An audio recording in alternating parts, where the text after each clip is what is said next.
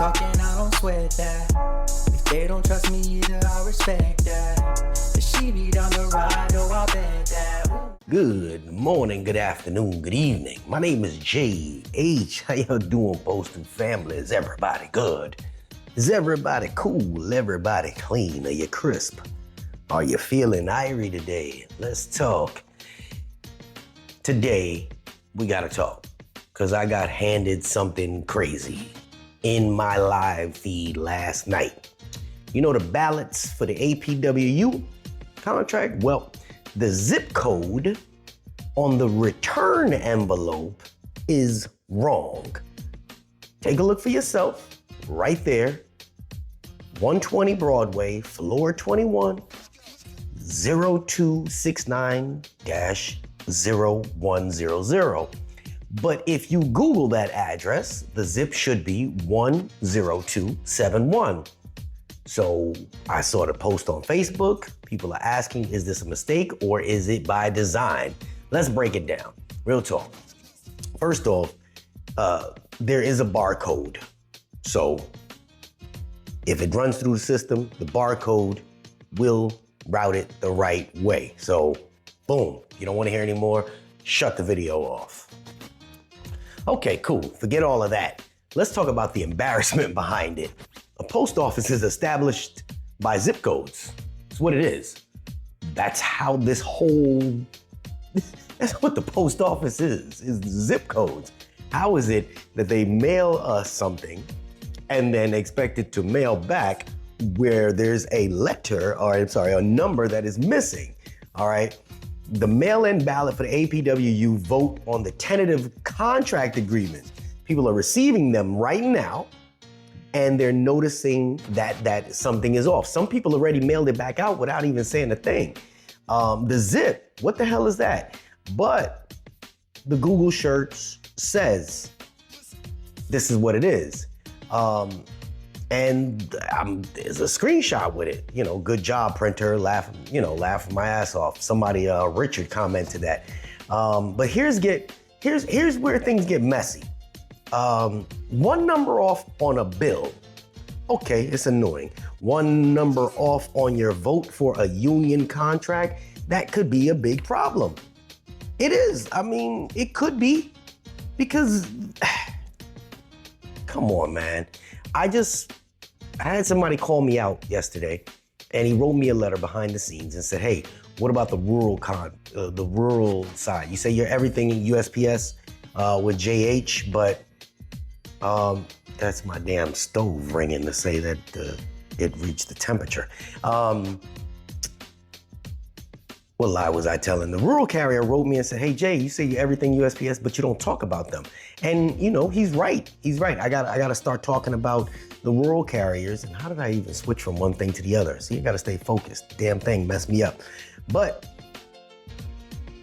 they had a situation where only like, I think it was only 10,000 people voted for their contract. 10,000, that's it. Or it's a smaller number. I gotta get the right number. Don't quote me on that. But we need to make sure that people vote here. I did speak to a supervisor, and before we start flipping tables over and arguing with people, the supervisor said that it will get through with the USPS barcode technology because of IMB, Intelligent Mail Barcode. The mail will still get to the right place. Yes.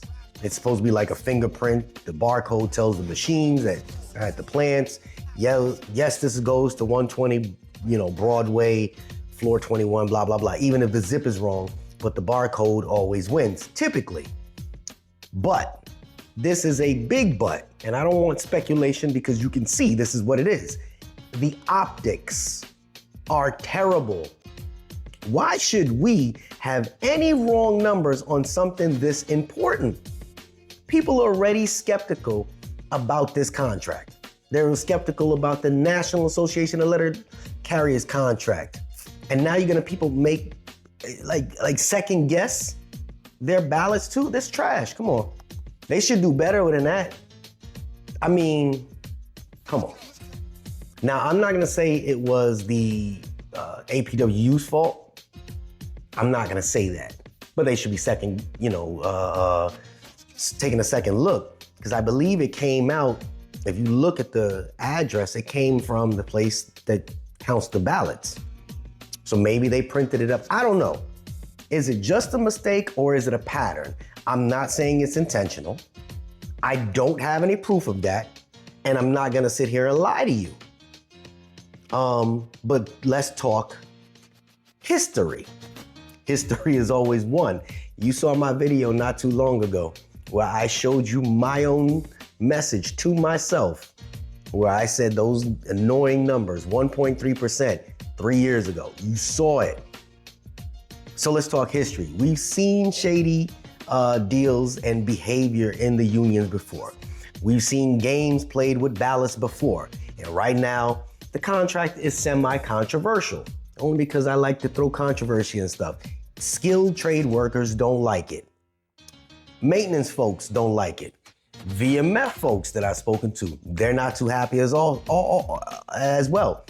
So they want to come and give us a ballot with a bad zip code and expect us just to trust the process? I don't know. And I had to ask, after I saw the guy, he emailed me, what the ballot looked like. And I had to, check with other people, because I don't just want to look at one and two just to say it. But now it's on Facebook. There's a bunch of people. Who was responsible? The APWU, the USPS, somebody dropped the ball. And if it was a printer that screwed it up, it should have been double checked. This is about representation. At the end of the day, it's about representation. And the ballots are your paychecks, your benefits, your future. I mean, that's what they are. You vote your future, vote your benefits, vote everything. So even if it's something minute, like a little mistake, it's not little to a couple 100,000 people. It's not little to you. Some supervisors say that, after they didn't, I spoke to them about the barcode, but wrong zip codes or messed up zip codes goes in a reject pile. And you really want to take that chance with a vote? No. If you got your ballot, don't let it sit on your table. Open it up, vote, mail it ASAP, contact your local if you have any questions about some of the wording in the ballot. Some postmasters, stewards, whatever. Don't let them silence your vote because of a simple typo. I'm tired of postal workers getting treated like fools. Wrong zip on a union ballot, it's embarrassing. It's a slap in the face, and this is not about zip codes. It's about trust. It's about whether the system respects the workers or not.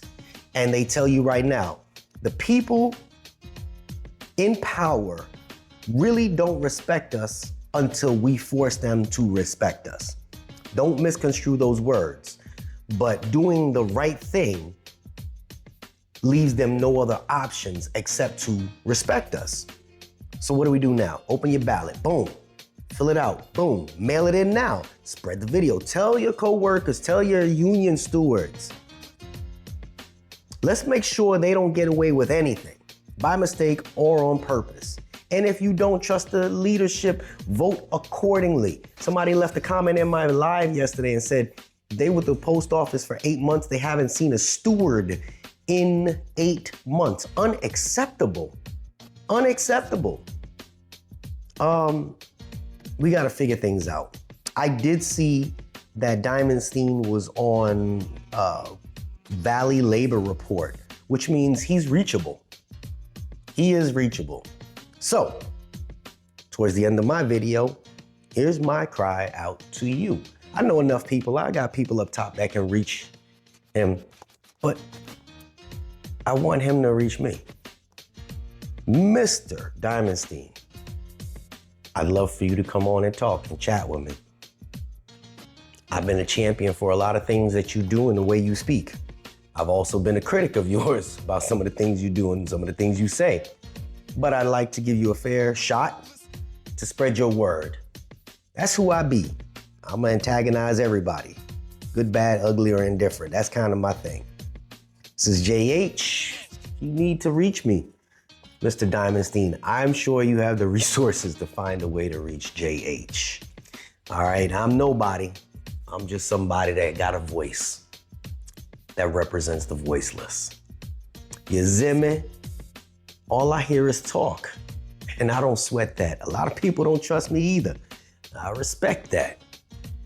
I'm out. All I hear is talking, I don't sweat that. If they don't trust me either, I respect that. The she be down the ride, oh, I bet that. Ooh.